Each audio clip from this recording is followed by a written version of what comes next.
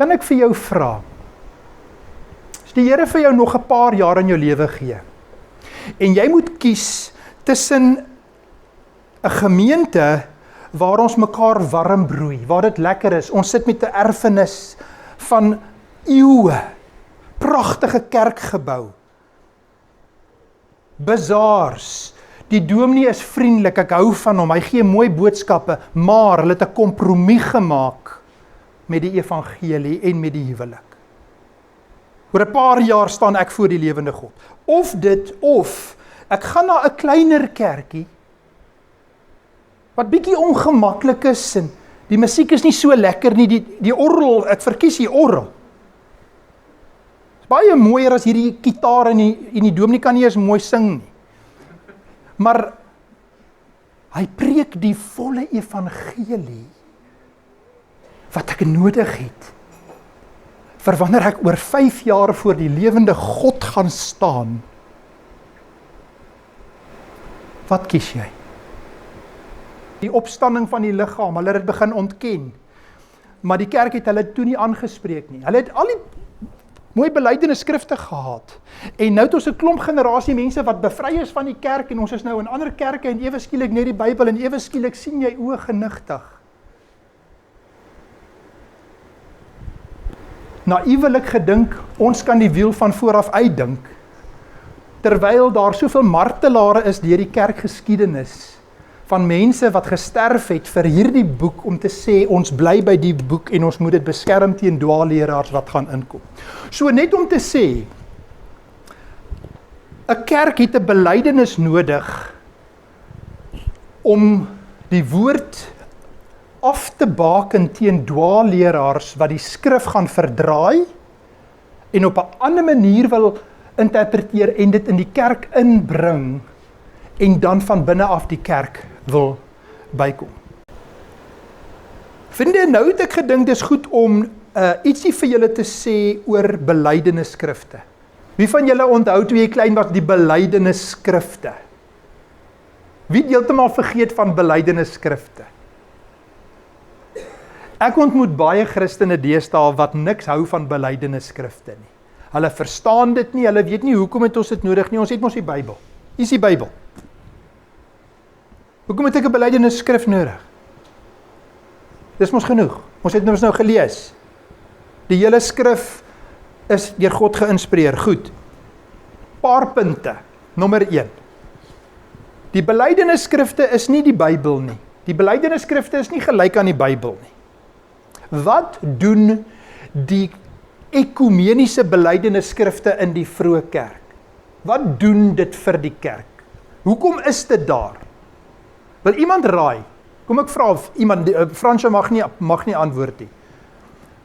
Enige iemand anders, waarom is daar belydenisskrifte?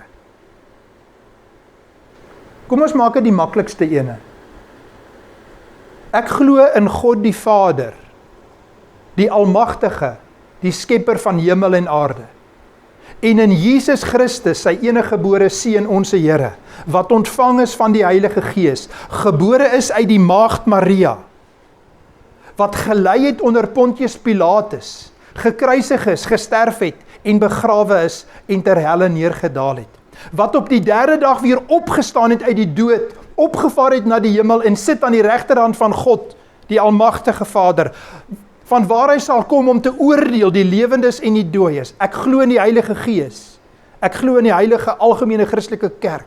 Ek glo in die vergewing van sondes. Ek glo in die opstanding van die liggaam.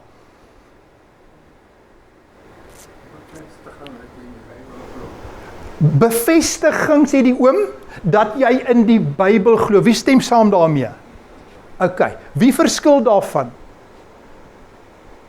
Die oom het gesê, die belydenis is 'n bevestiging dat ek in die Bybel glo. Nou, hoekom het ons dit nodig dan? Hoekom het ons dit nodig? Die belydenisskrifte.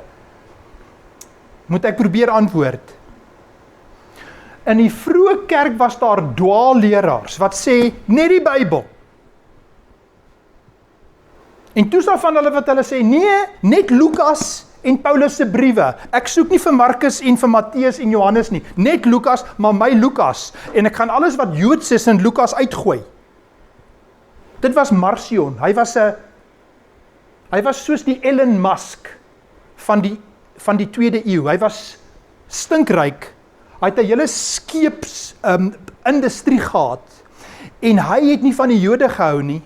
En sy pa was een van die dominees in die vroeë kerk. En hy was 'n jong ouetjie wat gesê het, ek hou nie van die Jode nie. En ek wil so vinnig as moontlik my eie Bybel met mekaar doen. Nou het ons 'n probleem, wat nou? Wat doen die kerk toe? Toe het al die ware kerke by mekaar gekom en gesê, broers, nou moet ons iets doen, want ons weet, daar's 4 evangelies. Toe kom hulle by mekaar en sê, reg, kom, ons moet saam bid, reg. Ons vra die Here om ons te lei. Hierdie is die kanon, hierdie is die 27 boeke. Dis hierdie boeke. En toe het hulle die kanon by mekaar gesit. En toe sê hulle, hier is ouens wat sê, nee, die God van die Ou Testament, dis 'n ander God, dis nie die God van Jesus nie. Nee, die God van Genesis is oordeel. Die God van Jesus is vir my net liefde. Nee, dis 'n ander God daai. Wat doen ons nou? En hulle sê hulle dieselfde Bybel. En dis toe die kerk by mekaar kom en sê, ons het 'n belydenis nodig, wat nie die Bybel is nie, maar wat ons net vir mekaar gaan sê, ons is nog oukei. En daardie ouens is besig om iets te doen wat in stryd is met die Bybel. So die belydenisskrifte van die vroeë kerk, het die kerk bewaar van die dwaalleraars, wat ekstra dinge wou byvoeg by die Bybel.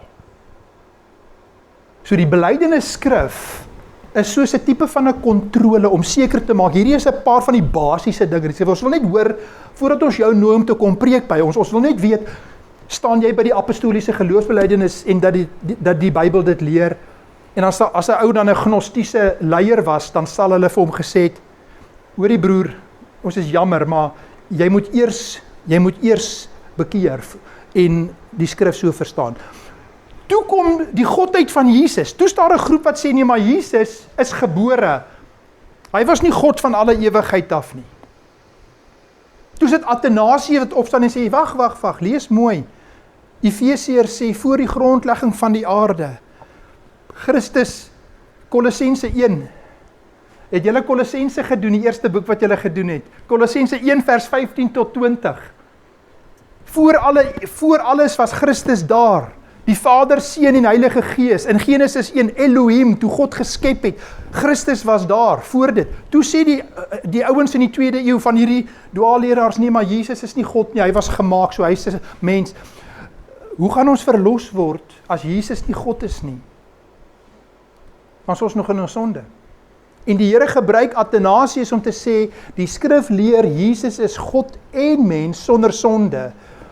En daai belydenis is ook kernbelangrik vir ons, om ons te help om die woord te verstaan. En tydens die reformatie, Martin Luther, aangrypende verhaal, Martin Luther word 'n priester. Hy kry nie vrede nie, hy doen al hierdie goeters, hy doen al die dinge wat hulle sê om gered te word, en hy kry nie vrede nie. En hier begin hy die Grieks te lees, en hy sê, die aflaatstelsel, wat jy mense uit die vagevuur koop met 'n papier wat die paus vir jou gee, of die priester, en hulle kom uit 'n vagevuur, en hy sê, maar ek kry dit nie in my Bybel nie. Of mense wat deur ikone met God wil praat, of deur Maria, en hy gaan deur sy Grieks, en hy sê, ek kry dit nie in my Bybel nie. En hy gaan sit 95 stellings teen die deurkosyn en sê, hierdie dinge wil ek praat met julle, want hierdie goed is nie in die Bybel nie. En daar gebruik die Here hulle om te sê, ons moet 'n belydenis skrywe, om te sê, ons dra niks by vir ons redding nie. Ons word gered deur Jesus Christus wat betaal het. Ons dra niks by deur ons goeie werke nie. En hulle maak 'n belydenis, soos in die vroeë kerk, om te sê, hierdie is die kernwaarhede wat die skrif leer, en ons moet ons bewaar teen die dwaalleraars. So, nou het ek gou net vir julle iets gesê oor belydenisskrifte. Net om aan te toon, dat ja, die ou protestantse kerke het belydenisskrifte gehad, maar die profees het begin Peter daarmee, wou dit nie meer glo nie. Dit staan alles in die boek. Die belydenisskrifte, die opstanding van die liggaam, hulle het dit begin ontken. Maar die kerk het hulle toe nie aangespreek nie. Hulle het al die mooi belydenisskrifte gehad. En nou het ons 'n klomp generasie mense wat bevry is van die kerk en ons is nou in ander kerke en ewe skielik net die Bybel en ewe skielik sien jy oë genigtig. Naïewelik gedink, ons kan die wiel van vooraf uitdink, terwyl daar soveel martelare is deur die kerkgeskiedenis, van mense wat gesterf het vir hierdie boek, om te sê, ons bly by die boek en ons moet dit beskerm teen dwaalleraars wat gaan inkom. So net om te sê, 'n kerk het 'n belydenis nodig, om die woord af te baken teen dwaalleraars wat die skrif gaan verdraai en op 'n ander manier wil interpreteer en dit in die kerk inbring en dan van binne af die kerk wil bykom. Die charismatiese kerkleiers wat 'n nuwe openbaring kry, hoe meet ons dit? Aan die skrif. Maar as jy sê die Heilige Gees kan mense laat omval of laat blaf soos honde en waar in die skrif kry ons dit? En daarom gebruik die Here belydenisse. En nou in ons tyd is daar mense wat sê ons moet ook die huwelik nou. Dit was nie 'n dispuut in die tyd van die Reformatie of in die vroeë kerk nie. Dis hoekom dit nou so in die kerke verdelend is. Die kerk moet daaroor ook iets nou sê as 'n raamwerk waar om die lyne te trek. Net op daai punt van die huwelik, wie was nie vanoggend hier nie? Is die enige iemand wat nie vanoggend hier was nie? Op die huwelik byvoorbeeld, hier hou ek in my hand die handleiding vir die erediens wat in 'n paar kerke in Suid-Afrika gebruik word op hierdie oomblik. En jy kan in hierdie handleiding vir huwelik kan jy kies tussen 2 formuliere. Die een sê die volgende, ek gaan julle nou toets, is nou 'n klein eksamentjie. Julle moet nou vir my sê, wat is die verskil tussen die 2? Ek gaan net vir jou 2 sinnetjies in al 2 lees, die eerste een en die tweede een. Die eerste een sê dit, Genesis 2 vers 18. Dit is nie goed dat die mens alleen is nie. Ek sal vir hom iemand maak wat hom kan help, sy gelyke. So het hy hulle as man en vrou geskep om mekaar as huweliksmaats aan te vul. Dis nommer 1. Hier's nommer 2. Genesis 2 vers 18. Dit is nie goed dat die mens alleen is nie. Ek sal vir hom iemand maak wat hom kan help, sy gelyke. So het hy dan mense vir mekaar gemaak om mekaar aan te vul. Wat is die verskil tussen die 2? Die een sê mense en wat sê die ander een? Man en vrou. Goed. Hoekom het hulle dit gedoen? Omdat hulle gay paartjies wil trou. En ons weet dit, want een van die opstellers hiervan skryf dit in 'n ander boek dat hulle dit spesifiek daarvoor gedoen het, dat jy nou binne in die NG Kerk kan jy gay paartjies met daai formulier inseën en dit gebeur reeds. So kan julle sien waarom dit belangrik is dat 'n mens moet, as jy in 'n kerk 'n lidmaat word, dat jy moet jouself verbind aan wat die woord van God leer.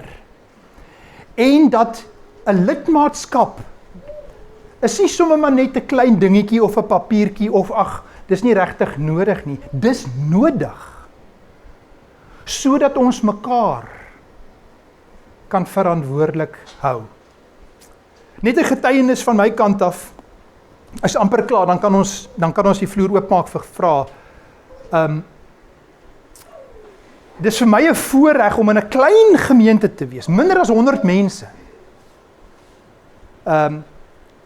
En ek is nou al in die 50, so ek is nou al bietjie oud. Party ouens sal sê ek is stok oud. En hoe ouer ek word, hoe meer besef ek hoe ongelooflik belangrik dit is dat ek in 'n kerk is waar die woord suiwer verkondig word, waar die nagmaal suiwer bedien word. Selfondersoek. Die nagmaal is nie sommer net oop vir enige iemand. Nee, hier's 'n oom wat vir my vanoggend sê dat in die ou dae was daar 'n voorbereidingsdiens vir die nagmaal, omdat dit so heilig is.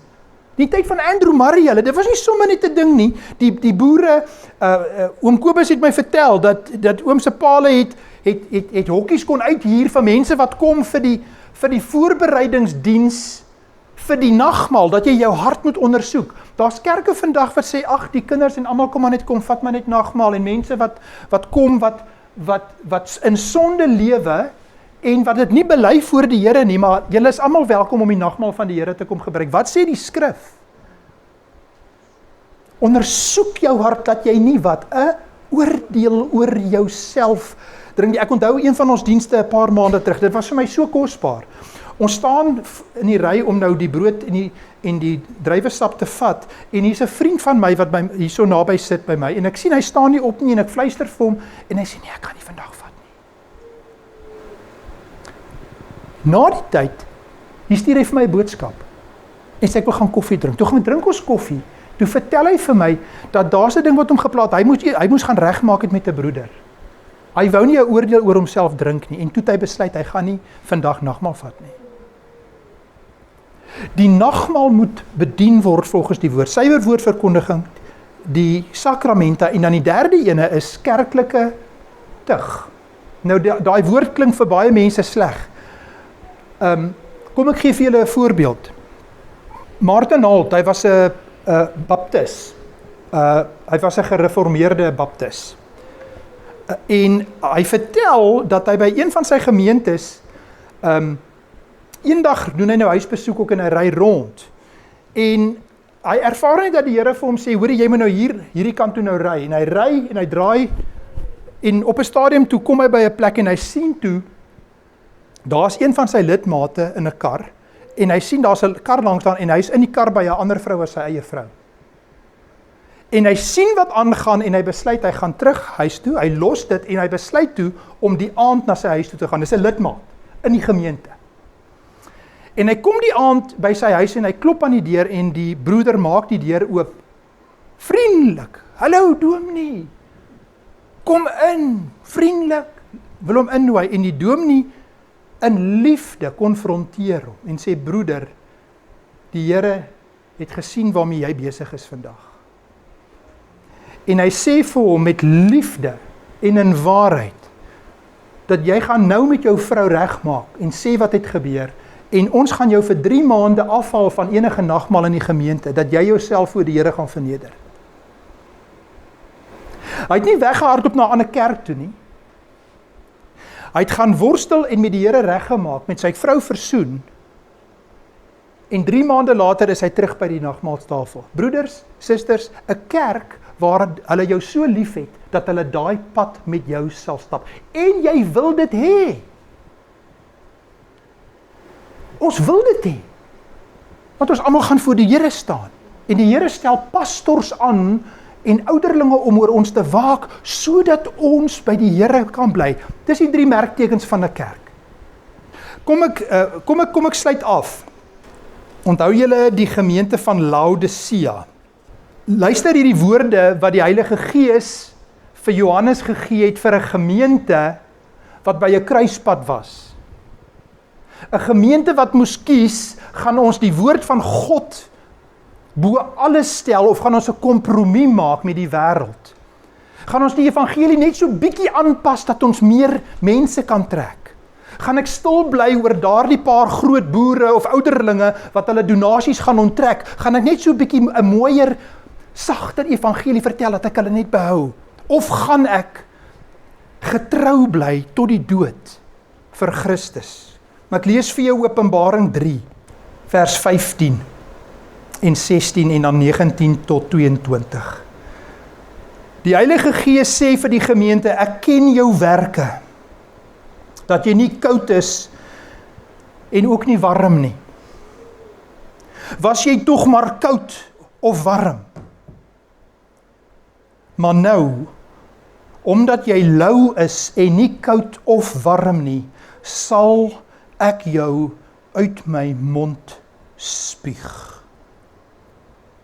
Kan ek vir jou vra, as die Here vir jou nog 'n paar jaar in jou lewe gee, en jy moet kies tussen 'n gemeente waar ons mekaar warm broei, waar dit lekker is, ons sit met 'n erfenis van eeue, pragtige kerkgebou, bazaars, die dominee is vriendelik, ek hou van hom, hy gee mooi boodskappe, maar hulle het 'n kompromie gemaak met die evangelie en met die huwelik. Oor 'n paar jaar staan ek voor die lewende God. Of dit, of ek gaan na 'n kleiner kerkie, wat bietjie ongemaklik is, en die musiek is nie so lekker nie, die orgel, ek verkies die orgel. Baie mooier as hierdie gitaar en die dominee kan nie eens mooi sing nie. Maar hy preek die volle evangelie wat ek nodig het vir wanneer ek oor 5 jaar voor die lewende God gaan staan. Wat kies jy? Hierdie woorde wat hierdie lou evangelie afsluit. As dit jy is, hoor hierdie woorde. Openbaring 3 vers 19 tot 22. Almal wat ek lief het, bestraf en tugtig ek. Wees dan ywerig en bekeer jou. Kyk, ek staan by die deur en ek klop. As iemand my stem hoor en die deur oopmaak, sal ek ingaan en na hom toe en saam met hom maaltyd hou en hy met my. Aan hom wat oorwin, sal ek gee om saam met my te sit op my troon, soos ek ook oorwin het en saam met my Vader op die troon gaan sit het. Wie 'n oor het, laat hom hoor wat die Gees aan die gemeentes sê. Amen. Lewende God, driemaal heilige God, elkeen van ons in hierdie saal, kinders, ouers, oupas, oumas, sal binnekort 'n antwoord moet gee voor die lewende God. Elkeen van ons sal voor die lewende God staan. En wat gaan ons in daardie dag sê? Here, ons dink aan baie van ons vriende, familie, wat mislei word deur wolwe in skaapsklere en dit nie weet nie. In Afrikaanse protestantse kerke, in Pinksterkerke, in verskillende kerke, in sektekerke, in verskillende groepe wat mislei word. Here, ons roep na U om genade. Ons roep na U om ware bekering. Here, ons bid vir Vredendal en ons vra U om genade. Ons vra dat die ware evangelie sal kom en Bybelse reformatie sal bring, terug na die woord van God. Here, en dankie dat ons weet, dat aan almal wat hom aangeneem het, het hy die reg gegee om kinders van God genoem te word, en dat U getrou is om die goeie werk, wat U in ons begin het, te volëindig. Maar dat dit ook beteken dat ons met vrees en bewing ons saligheid sal uitwerk, omdat dit God is wat ons red en in ons werk. Ons dankie, ons loof U, ons prys U. In die wonderlike naam van ons Here Jesus Christus bid ons dit. Amen.